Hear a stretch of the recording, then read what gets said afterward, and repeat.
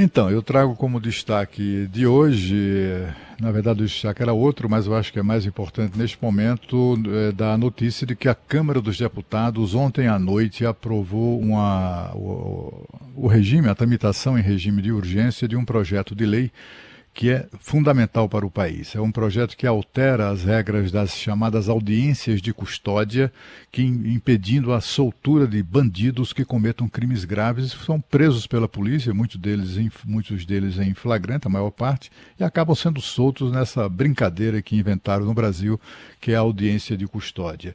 Essa aprovação do regime de urgência dispensa a apreciação do texto pelas comissões e vai direto para o plenário, o que pode acontecer a qualquer momento, inclusive hoje, né? Atualmente, o Código de Processo Penal estabelece que o preso deve ser apresentado a um juiz até 24 horas depois de preso para que seja feita a análise da legalidade da prisão e coisas do gênero, mas o fato é que, de acordo com depoimento de policiais, sobretudo delegados de polícia, vários deles já me falaram sobre isso, inclusive certa vez até no encontro com meia dúzia de dirigentes de entidades que reúnem delegados locais e federais, eles me falaram sobre um percentual que é absolutamente espantoso de soltura de mais de 70% dos presos que são levados para essas audiências de custódia. São muito frequentes os casos em que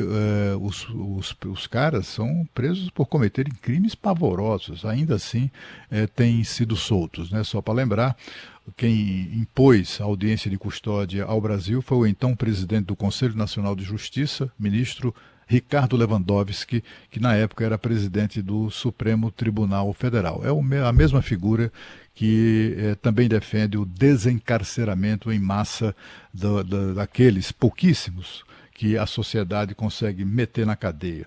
Bom, o fato é que nas audiências de custódia, esses presos acabam recebendo o que chamam de liberdade provisória para responder em liberdade, etc. E a maior parte deles simplesmente vaza.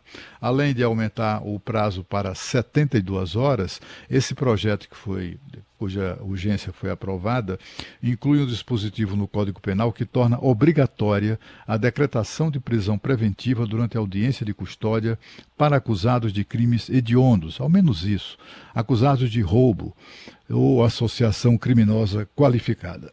A mesma condição vale para casos em que há reincidência criminal. Recentemente, até um vídeo que viralizou na internet, o capitão Derrite, que é o atual secretário de Segurança do Estado de São Paulo, ele fez um desabafo falando exatamente sobre isso, né? Como enfrentar a criminalidade num país em que mais de 70% dos casos que há dos presos, né, são reincidentes, mais de 70%. São pessoas que têm 11, 10, 12, 14, 15, 30, 50, mais passagens pela polícia. Eles são presos e são soltos. E aí eles reincidem no dia seguinte ou na semana seguinte, dias depois, são presos novamente e são soltos outra vez. É exatamente esse estado de coisa e que dá aquela sensação, até a certeza da impunidade aqui no nosso país. Eu sempre me lembro de, não faz muito tempo, alguns anos, mas não é muito tempo, da notícia aqui, a Thalita certamente vai se lembrar, de um bandido de menor idade que foi preso pela polícia 111 vezes. 111 vezes. E continuava sendo solto, porque era de menor, aí de menor não se prende, aí manda para uma dessas casas, menino, olha, não faça isso é feio. Aí solta, o sujeito vai lá e rouba, assalta, estupra, bate, espanca, pinta e borda e continua sendo solto e voltando à polícia e tal. Isso também se estende aos bandidos de maior idade, evidentemente, né? Bom, o projeto prevê ainda que policiais responsáveis pela prisão também sejam ouvidos quando houver evidências de excesso ou ilegalidade na ação.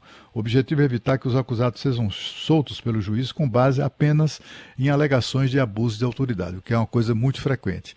Os policiais não são ouvidos e na audiência de custódia, olha, o delegado xingou a minha mãe, o policial pegou violentamente o meu braço quando me prendeu, eu fui vítima de violência e tal. E aí o juiz costuma dar mais atenção à versão aqueles, né, que costumam dar mais atenção à versão do bandido do que da autoridade que o prendeu, acaba soltando com base exatamente nisso daí, né? O deputado Coronel Ulisses, do União Brasil do Ceará, do Acre, que é o autor da proposta, disse que a ausência do testemunho dos responsáveis pela prisão em flagrante permite ao preso conjecturar situações que conduzem à interpretação de que houve abuso ou excesso na prisão. Enfim, o fato é que é uma resposta da Câmara dos Deputados a esse abuso frequente no Brasil, que é dessa impunidade institucionalizada e cristalizada, né, oficializada pela audiência de custódia. Mas é assim, é só uma iniciativa da Câmara dos Deputados. A tendência é que vá para o cemitério de projetos e propostas importantes, sobretudo na área de segurança, que acabam, em que se transformou a imensa gaveta do presidente do Senado, Rodrigo Pacheco, que é só abrindo um parêntese para o meu destaque, que eu acabei colocando em segundo plano, é exatamente sobre o Senado Federal, que resolveu, uma semana depois de voltar do recesso, entre aspas, das eleições da campanha eleitoral municipal, o Senado Federal já voltou novamente ao trabalho entre aspas, né? Semipresencial, que os dispensa de assinatura de ponto e que autoriza que eles participem de votações, se existirem votações, remotamente. A situação no Senado, a vagabundagem chegou a tal ponto que as comissões nem funcionam mais. A Comissão de Relações Exteriores, por exemplo, não faz sessão desde agosto. Estamos falando de uma comissão que trata de assuntos em relação aos quais o Brasil tem sido protagonista, seja na guerra do Oriente, se metendo lá naquela confusão, seja nas bobagens que o presidente tem dito a respeito dos conflitos internacionais de uma maneira geral, seja